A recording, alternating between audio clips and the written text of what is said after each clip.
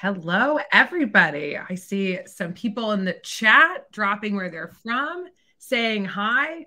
Would encourage everyone to do that. We're going to have some fun today.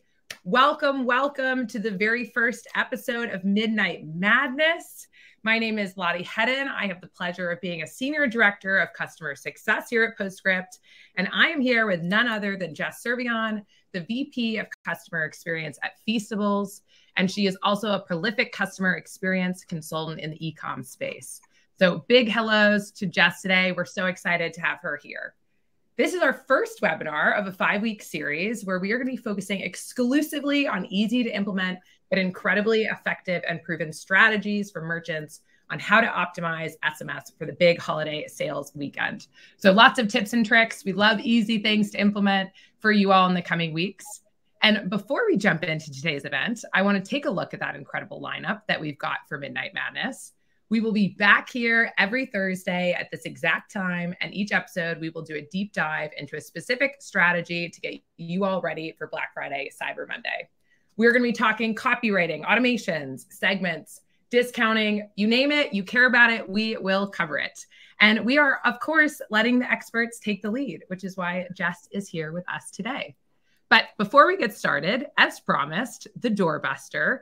10 lucky attendees are getting a goodie bag from the Postscript swag archives. And today's prize is the iconic clear tote. You can take them to concerts, festivals, and anywhere that they don't allow you to sneak in contraband. And we've got 10 of these to give away today. So we'll announce those 10 lucky recipients in the chat, and we'll send you a follow-up email after the webinar to find out where we can ship your prize. I have one of these totes. I love it. It is convenient. It is fun. So those will be some lucky winners. All righty, time to get to it. Jess, for the attendees today who don't know about Feastables and what you do there, can you give us a quick intro to the brand and your role? Yeah, definitely. So as Lottie said, I am Jess. I am the VP of Customer Experience. And Feastables is a better for you snack brand that was created by the world's biggest YouTuber, Mr. Beast. And I run all things related to the customer, as in customer support, the digital experience, and community management. So basically, I am our customer's mama bear. I love that. And you have been working with Postscript and our team for a long time. So I know this, that one cornerstone of your all's SMS strategy has always been personalization. When you talk about personalization over SMS, can you tell us a little bit about what you refer to specifically there? Yeah, I mean, I think the one-liner, honestly, is make it personal and make it fun. I think that, first and foremost, Feastables is a really fun brand, but I think that make it personal and make it fun can also be applied to other brands too. And then when we talk about personalization, I don't think of it as just a strategy. I think it's a pathway for success. I think it's a pathway to sustained revenue growth. I think when you are having a conversation with your customer, you're building brand loyalty. It's not just about here's this BOGO deal. How can you actually understand your customer, talk to your customer, and build these pathways that are in their hand? And I think e-commerce, in the space of e-commerce, it's really fun, right? Let's just make it fun. Let's personalize that e-commerce experience, because nobody's going to buy from a brand that they don't trust and that they don't have loyalty to.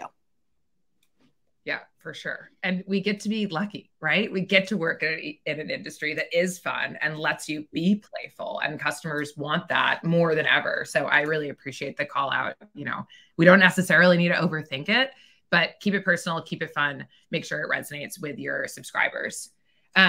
There might be some merchants listening who aren't using personalization at all right now. I would love if you could share a specific tactic that's in line with some of the philosophy you just shared that merchants could test out, either just start right away or something to leverage during Black Friday, Cyber Monday that helps deliver that uber personalized experience for their customers.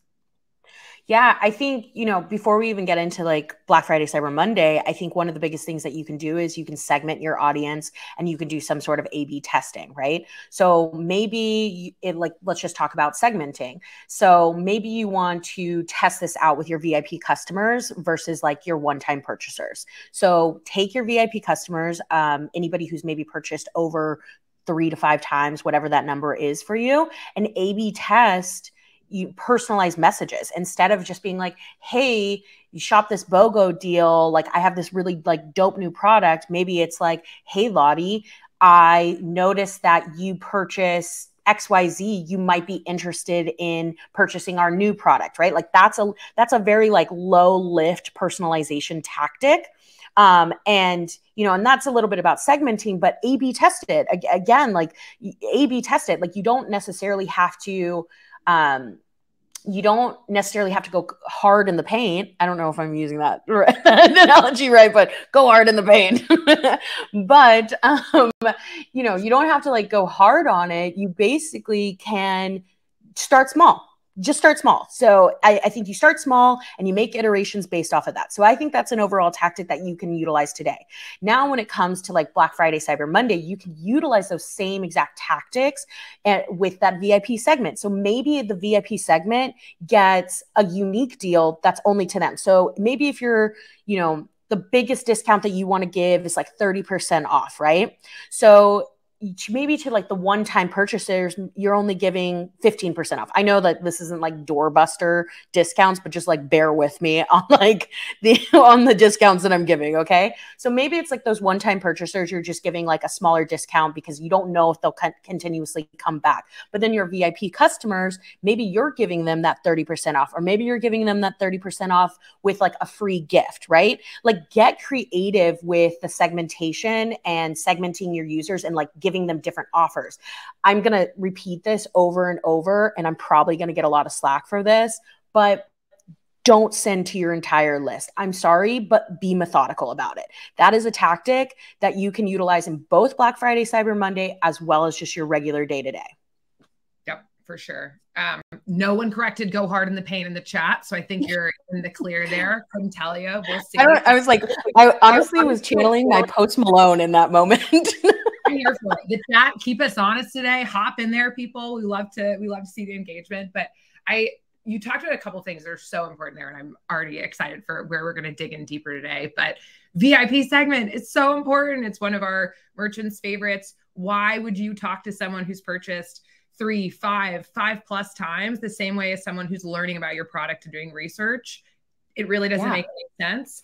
And there's a difference between wanting to text everyone on your list, which is important, and texting everyone with the exact same copy. So I love those call outs. It is not too hard to start to make a segment. They don't have to be micro segments, just start to A/B test and do something. So I love those learnings. Eli loves the VIP segment, and Eli knows what's up. So that's important. I just threw something off my desk with excitement. So, wow, Eli, we're going hard in the paint just because you entered the chat. We are live. All right. Also, love the questions in there. Keep them going. We'll definitely grab a few at the end. If they're quick and easy, I'll grab some live. But want to dig a bit deeper in that. When we talk personalization, you can't talk personalization without data, because you use that data to make sure you're teeing up personalized product recommendations, personalized emails and texts, discounts, really everything. So can you talk a bit more about a personalization strategy that has worked well for you at any time of year, that leverages data, that might be something that marketers can implement this Black Friday, Cyber Monday? Yeah, I mean, listen, I'm going to talk to you about segmenting because I am the mama bear to the customer, and I don't want you to continuously send the same message to everybody. Okay. Like straight up. So 1, segmenting, data collection, analyze your customers, analyze the customer behavior, and build segments based off of that. That's a direct correlation to data, right? Like, if your customer is a 3 to 5 purchaser or a subscription purchaser, this information. So implement that data collection of consumer behavior into your segments. And then the other thing is personalized recommendations. Like, I won't bore you continuously with the segmenting, but personalized recommendations. So like, here, all right, I've already built my segments. I've already understood this consumer behavior. Now it's time to like actually get tactical and like understand it. So like, this is something that again can be applied to Black Friday, Cyber Monday, or a regular day, right? So try to do, I would even take what messages are hitting the best. So it's like for a loyal customer, right? You can do, hey, as a valued customer, here's an exclusive Black Friday, Cyber Monday deal based on like your previous purchases that you've done. Like, I think you might like X, right?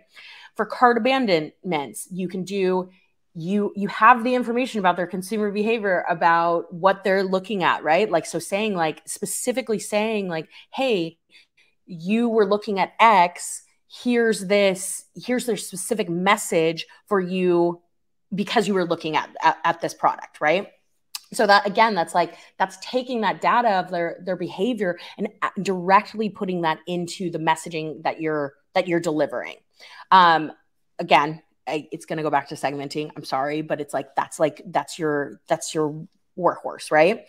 I think the other thing is you can utilizing A/B testing and optimization. Like, test out things. Like, don't just be like, okay, I'm going to go hard. I don't know why I keep saying go hard in the paint, but I'm going to go hard in the paint on like this one message that might have like a GIF in it and a long text. Like, why don't you do some sort of A/B testing to see like what types of messages hit for your customers and like it can actually convert? So maybe you're doing a little bit of testing of like 50% of your users, you're sending a message along with a text. And then the other 50% of those users, you're sending a message that's just short text, right? Like, these are tactics to gain the data to understand what is actually hitting for you and then optimize from there.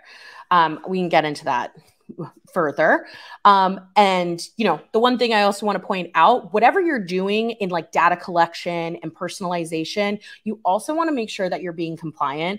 Listen, I'm not a lawyer. Mom is not a lawyer. Okay. But you want to make sure that you are being compliant with privacy policies and laws out there, because every state is different. Every state has different regulations of like what you can and cannot say and what you can and cannot use. So I just want to point that out there. I know that's like a little off topic, but I think it's really important to state when you're doing any sort of data collection and personalizing things. I love that shout out. Never the funnest or sexiest of shout outs, but incredibly important. So I appreciate that, Jess, for sure.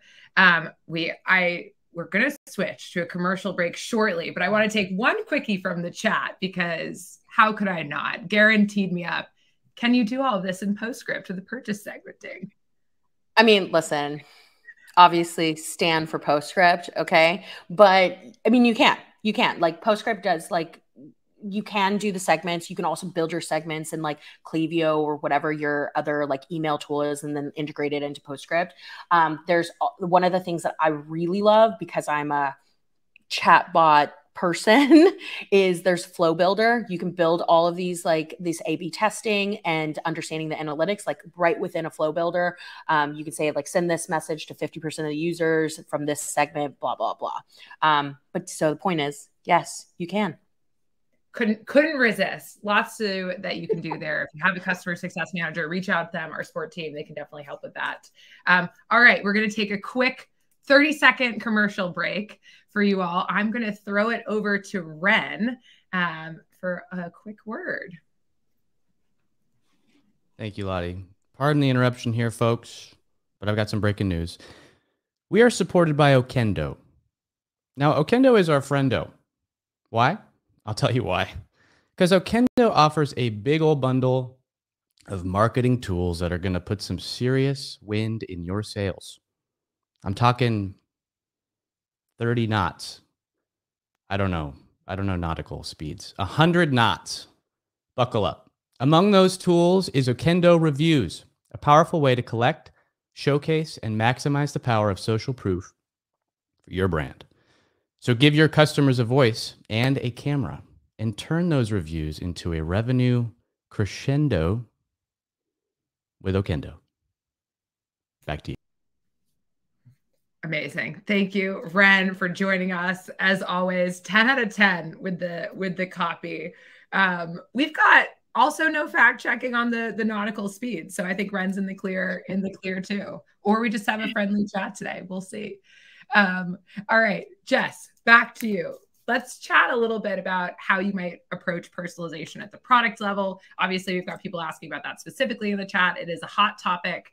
How do you deliver that personalized experience over text that does create a more curated customer experience when they're looking at your products and your offerings? Yeah, I mean, listen, I think this goes, I just want to point out there are a lot of great questions. So during that commercial break, I do want to answer some of these more directly, but going back to your specific question. So listen, again, data collection, right? Like as a CX person, I'm not just here to do support, right? I'm here to analyze your customer's journey. I'm here to analyze your purchase journey and like understand the consumer behavior, right? So for me, and like what I empower my team at Feastables, as well as the teams that like I do fractional and consulting leadership with, is always about understanding your consumer's journey, understanding what their buying behavior is, right? And so like, again, I'm going to double down on this, but you need to analyze your customer's browsing and purchase history, and you need to like incorporate that into the product recommendations that you are sending them marketing messages on, right? Like, bottom line, that is the first and foremost thing on how you're going to curate a customer experience. It's not just, and I know, earlier I said like, oh, don't just send a BOGO deal, like make it conversational. So I think that still applies to that too, right? So you can still send like that marketing campaign based off of like that segment's browsing and purchase history, or, what you've seen in like their behavior analysis. But then I think that also applies to when you have your customer and they're in your SMS list, don't always send that marketing campaign. Like send them something fun, like Olipop. Shout out to Eli, but Olipop, when Eli was there, I recall like, they did this series of who is your customer experience agents, like who are the people behind the brand. Like that's something so fun that gives your brand that kind of that value, and it builds awareness and it builds loyalty because it humanizes the experience, right? And so very much of like what I do at, other brands, whenever we're talking about SMS, is like, I'm always telling people to like make it human, like make that experience more human and make it seem like, I'm not just talking to Feastables, or I'm not just talking to, I don't know, whatever the brand is, right? We're just gonna say Marigold, right? I'm not just talking to Marigolds, like I'm talking to the people behind Marigolds. I'm talking to that brand as if it's my friend, right? So yes, it's definitely curate your experiences based off of like behavior analysis of your consumer, and like do all the segmenting and doing the personalization of those marketing campaigns, but also take it even one step further and create conversations, create that relationship with your customer. So then they're more likely to, the next time you send a text message, they're like actually amped to hear from you. Totally. I love the call out that, you want to treat them more like a friend. People want to buy from humans. People want to engage with other humans. It doesn't want to feel like this super stuffy, just transactional relationship. It's not what people want, especially people who are saying, text me, have this super personal way to get in touch with me. You only do that for brands that you already are most excited about. And so I really love that. You brought up making it fun again in this section. Want to double click on that for just a quick second. I would love if you could just share a Feastables example. I think sometimes we think about fun and still sort of stay within the confines of what's already on the thread or relating it to something very specific. Can you share maybe just like one quickie on Feastables does quirky things and how much it resonates? I would love just to get people sort of creative wheels turning. Like you can kind of break the norm in this. And if you could speak to that for just a second, that would be lovely. Yeah, I actually want to give you two examples because I think what's like interesting is like, yes, Feastables, and I saw a question in the crowd that it was like, what if you have a very small list? Feastables might have a big list, whereas like another brand might have a smaller list, right? So I want to give you like what the big looks like, and like what you could also do is like with a smaller list, right? So, you know, Feastables, I'm not going to bore you into this. I feel like Eli will come for me if I start talking about chatbots here. I'm not going to bore you with all of these things, right? But one of like Feastables is very about like spectacle and like, you know, big and gamifying and like doing these really fun things, right? So we created a campaign where message was sent out. We sent it to, I can't remember the full number of lists, but like whatever, you know, big list, right? And we had a massive amount of traffic that responded back to us. And what that message was we gamified it. We said like, hey, basically, do you want this like discount? If you do, play this game with us, right? And we incorporated our chatbot into this channel. So like that's what actually automated a lot of like the conversations for heavy traffic. But what happened was we sent it to our list, and then we got such a massive amount of response back that within seconds, like the discount was gone, right? But like that simple thing of gamifying, of asking for somebody to do something and then bringing it back creates that experience. It creates that two-way conversation, right? So then on the other flip side of it, of like when you ask about like maybe a smaller list or maybe even a smaller scale, maybe you can't discount your brand all the time, right? Like some people don't discount all the time, but you want to create some sort of like two-way experience conversation. We're not really strangers. It's a game. It's like very like an emotional empathy game or whatever, right? But I love their text messages. They used to do them a lot more, but like it's not as frequent now. But they'll send a random message about like, how are you feeling? And like they send it out and they ask for the reply back, right? But I maybe have only purchased from this brand one time, but I'm so loyal to them because they've created that two-way conversation with me. That's not just about like, hey, go buy a product or like, and here's a discount. They created that like memorable moment of like asking me how I was or giving advice in a text message. And then like, and, you know, asking me for a reply back. But that's very much like who that brand affinity is, right? So it's not necessarily like the gamification, but you're seeking out that two-way conversation with them. And like, I just think that like creates just such an experience. It makes it more fun. So it's a little bit of gamifying from like, you know, big list and a little bit of like just creating small two-way conversations on smaller lists. Totally. Replying is so important. And also if we think about all of the iOS changes coming, replying becomes even more important because guess what goes away once you reply? The little report junk button. So it is important to think about how do you engage a list, and creating personal experiences is of course using data and segmenting and all of that, but also like how can you make something feel personal? Jess and the Feastables team have an incredibly cool chatbot. They have done a technical build to do that, but in Flow Builder, you can branch responses. Yeah. You can do a lot of this at a scale that maybe isn't Mr. Beast YouTube audience size within the platform. And I think it's a great call out. Yeah, and one more brand call out, Hexclad does it. Hexclad, I think, does it in Flow Builder. So, I mean, like, you don't have to have this big operation, like this big tech build it, right? Like, you can do it literally with just Flow Builder. Totally. And it doesn't need to match exactly. The tech has come a long way to really make it easy for brands to stand up at any size, at any list. Before we move back to sort of customer journey, since this is directly related to what we were just talking about, Garen asks, is getting a reply back equate to more sales? I love this question because it is true that some of these messages are harder to measure. There isn't like a click, go buy here now. And when we get trapped in the cycle of revenue per message, this is oftentimes where I see merchants want to veer away from this. If you could talk about that really quickly, Jess, just in regards to almost like how you think about or more holistic views of the channel, that would be really, I think, powerful for the group. Yeah. So, I mean, I definitely agree. Like, I don't think it necessarily equates to like a sale, but I also, and I mean, listen, this is going to be like the CX leader in me. Not everything has to be a sale. I totally understand, like, you need the ROI behind it. But sometimes, like, listen, I'm looking at Ariel in the chat, right? And she's saying, we're not really strangers is the one brand I always engage with as a consumer, and I never bought from them, right? But you have brand affinity, you have brand loyalty. And then now we're creating word of mouth of that brand for other people to go and purchase. I mean, granted, okay, so let's go back to like the revenue, because I mean, like at the end of the day, we need to all make some monies, okay? So I do think that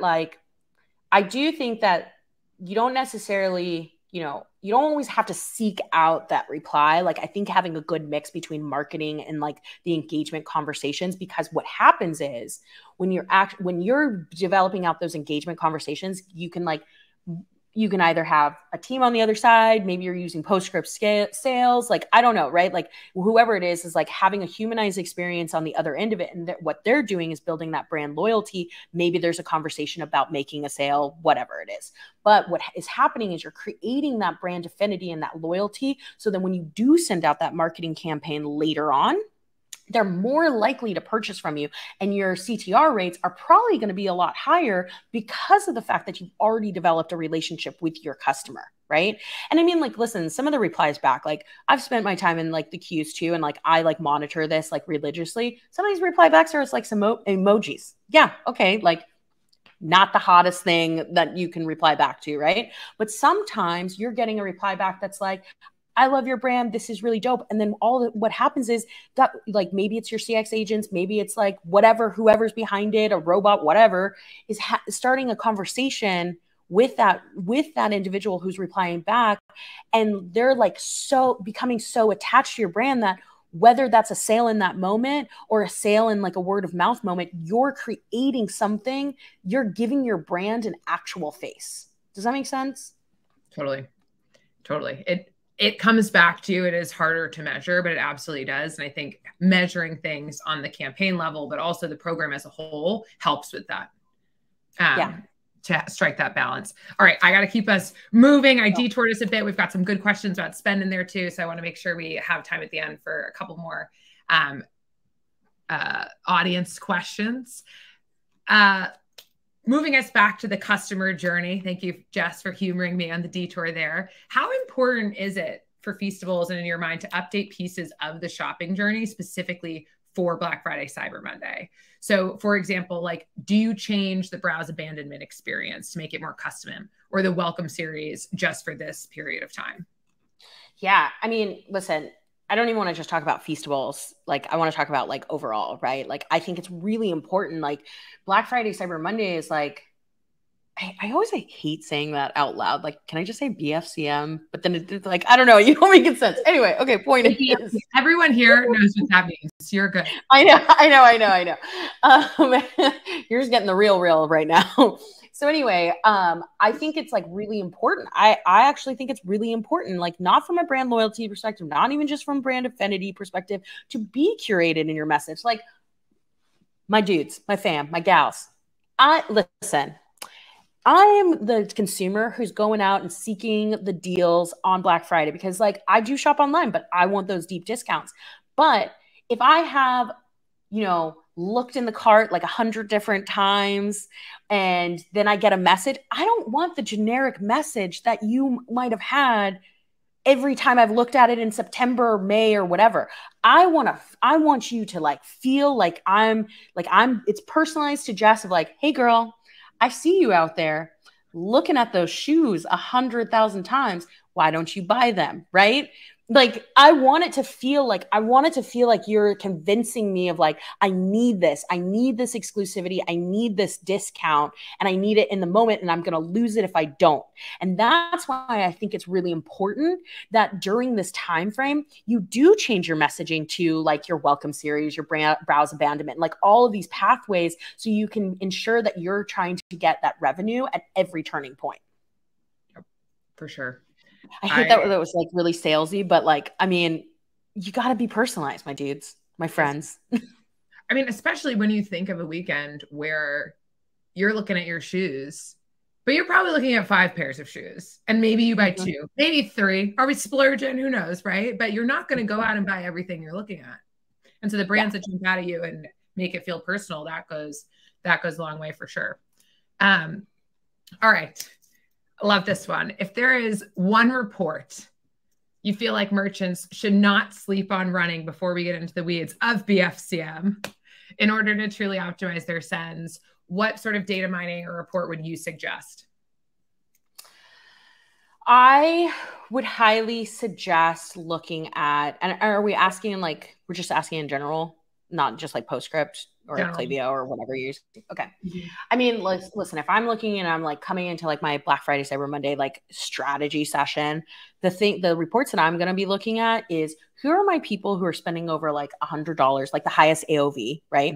Who are those people? And then who are the people who have maybe purchased like 1 or 2 times, but I need to convince them to come and like capitalize like on that revenue gain for me or discount, right? So like I'm looking at like what is like, again, the purchasing history. Like those are the reports that I'm looking at those segments, so then I can get very curated in my messaging to those segments and be methodical about the strategy of like who's going to come in and bring like the highest AOV. But also on the other end of it, let's not forget those one-time purchasers. Maybe this is your opportunity to slang them some shoes. Who knows? Who knows? New subscribers never purchased is another one leading into the holiday. Yeah. Great opportunity to use what is for many merchants biggest sale of the year to get that initial conversion and make it feel like a personal experience to solidify sort of that brand buyer relationship. Love that advice. All right, Jess, can we get personal? Will you share a Black Friday, Cyber Monday horror story with the class? We've all got them. I'm curious if you have one that jumps out, maybe something we can learn from, or just, share a chuckle. I don't know if Joseph is on this phone, but Joseph's our director of retention at Feastables, so he will remember this moment. So it was like obviously the day after Thanksgiving, and the team decides, okay, we want to do like a wheel because like the audience at Feastables like really enjoys gamified experiences. But here's the thing. We break wheels. We break games. Okay. And I'm like, hey, my dudes, listen, we might break this. Like, let's make sure we don't break this. Yeah. We're not going to break it. I'm like, okay. So then what happens is, like, and this is why I hate discount wheels. I hate them because I have such PTSD from this moment. Anyway, my point is, so we do a discount wheel or whatever, and lo and behold, it breaks. And fine, it breaks, not a big deal. Like CX team's on, like we're going to do it. We're like team, one dream. We're going to like make it happen, right? And so I just remember being in the car driving back from Texas to Chicago while my boyfriend's like driving and I'm getting car sick on my laptop, just doing click, click, click, click, click. Because like, listen, a CX leader never leaves their people alone in the queues, right? So like your girl over here was like in the queues, manually doing discounts, answering questions in the car. I think I was like in Arkansas when this all broke down. So that's my horror story. And like what you can learn from that is like, I'm not saying like pop-up wheels are like not the thing that people should do.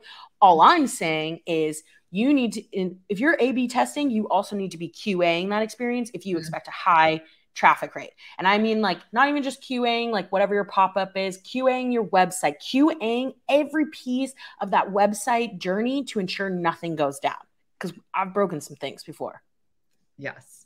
And just being mindful of the time of year. Tough to have something on that day that is maybe new and un-QA'd. I have a visceral reaction to the laptop, working on the laptop in the car. I think many of us can relate to that. Yeah. All right, Jess, thank you for that story and a laugh and a learning 2 for 2 on you for that one. But before we log off, I do want to take 2 questions that have come through the chat. I wish we had time for more. We did pull a couple live.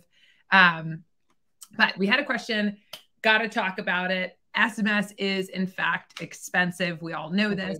It is usually the case that all we have to work with is short and sweet with SMS. Mm-hmm.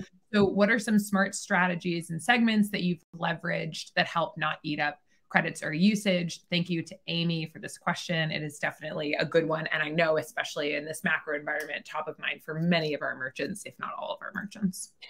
Yeah. I mean, listen, I actually think the question like answered in itself. I'm going to be real because like, I think well, I wouldn't even say the question. I would say like everything we've talked about, like A/B test, right? So A/B test like prior maybe even to Black Friday or, anytime you're going to send out a big campaign, why don't you A/B test doing an MMS message versus an SMS message, or like, photo versus text, right? A/B test to see like what actually hits. Like not all brands can be like need to be content heavy. I think there are a lot of brands out there that should be content heavy, and you should double down on that. But you should be A/B testing what actually works for your brand when it comes to like sending with the photos, not sending with a photo. The other thing is like, I do actually agree that short and sweet in general, I'm going to be real with you, is better. If you like, think about it. If I'm texting my friend and I'm writing you a big paragraph, and those memes that you see and it's like big paragraph, right? And it's all like blue or green text, you would not want to send that to your customer. So do not send this massive long text. Like make it short and sweet. Get to your point. Like you literally, just like on the internet, you have somebody's attention span for 30 to 60 seconds. Your messaging should be anywhere between like 30 to 60 seconds, 30 seconds, I would even say. So it's like, what's the deal? Where are we going? What do you need from me? Is there a link? And again, I'm going to go back to, we call the long text the angry X. Don't be the angry X. That's my point. Okay. But again, it goes back to A/B testing. Like you need to understand like what hits with your consumer and what doesn't. So like, does content hit with my customer? Does it not? Does the long text hit with my customer? Does it not? Like, for instance, like a Gen Z audience or a millennial audience probably doesn't have a lot of patience. Whereas like an audience who is a little bit older, maybe they're purchasing supplements, right? Like they want more information than like if I'm slinging the candy bar or if I'm slinging a hydration stick, like it's just different. Totally. I just underline on the A/B test. I think Andrew dropped in the chat conversion rates around MMS versus SMS. There are general takeaways, but the answer is it also varies by brand. So test it. Depending on your product, depending on your demographics, like they do perform differently. And so definitely test it and look at the return there for sure. All right. I think we've got time for one more. Oh, Jess, were you going to say something? Oh, I just want to say this one last thing too. It's like, I don't want like just for anybody out there in the audience, I don't want you to be like, okay, like Feastables is this big brand, right? Like I think all of these tactics can apply for like even smaller brands. And like anytime that I'm going into a brand and I'm advising or consulting, like these are literally the first things that I do. Like understanding your consumer behavior is so absolutely important for you to do anything in your business strategies when it comes to like email and SMS. Anyway, sorry. Oh my God. Hi. This was the question. I'm already answering it. Strategies to grow SMS lists for small brands. And to Jess's point, love this question, David. Obviously, everyone has a different audience, different scale they could reach, but a lot of these strategies are universal. So Jess, I would love to hear some list growth strategies that you've leveraged. Yeah. I mean, this is just my personal opinion. I like to double down on SMS more than I do on email. I think email is really fun. And I think you can get like really design heavy and really like do some really dope things about it. But at the end of the day, not everybody's going to be checking their email, right? So maybe instead of putting the email first, put SMS first, right? Like offer it at checkout, offer it in your pop-ups, like double down on like the places that you do it. If you have, good socials, right? There's really easy ways that you can do, hey, text this keyword for like a discount, or text this keyword for maybe a giveaway or something, right? Like take all of your own channels and try to push your traffic to SMS and really double down on it. So whatever, like, I know we're like going super, super fast, but like whatever that tactic is that you want to utilize, whether it's discount, whether it's a giveaway, whether it's just like hey, have a conversation with us in SMS. We're really dope humans. Like you can do that from your social channel into like leading them directly to your SMS list. The other thing is too, is like, again, make it short and sweet. Like don't be like, hey, sign up for my list, and then like not reply back to your customer. Like have a message that's right after the keyword so that they like know it's an active list. Like they know that like this is a place that they can come and like they want to like tell their friends about it, or they want to say like, hey, this brand has like dope deals in like their SMS list, right? So to sum it all up, because I think I like trailed a little bit, but like to sum it all up, I think that you like look at your other channels and try to push that traffic to your SMS list. Like I don't really like to double down on email because most users use their mobile phone. So make it simple. Like if I'm in your phone and I'm giving you the same deal that I'm going to send you an email, you're more likely to convert because you're right here. Totally. Yeah. Meet your audience where they are. And then I love the call out about actually texting people once they've subscribed. I mean, it sounds so obvious, but that new subscriber is nothing better than a new subscriber for your SMS list and program.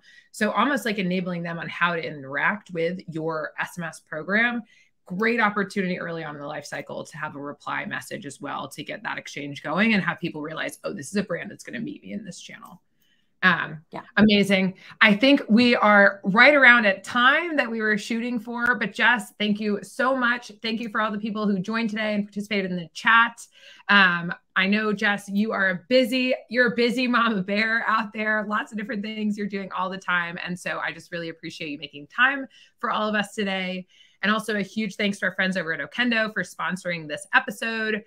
As I mentioned, 5 weeks of Midnight Madness, same time every week. Next week, we've got a webinar all about how to create a surprise and delightful experience for your subscribers over text with olive oil brand Graza. We are stoked about that one. They're a very, very fun brand. And if you haven't signed up for it yet, you can do it at postscript.io/events.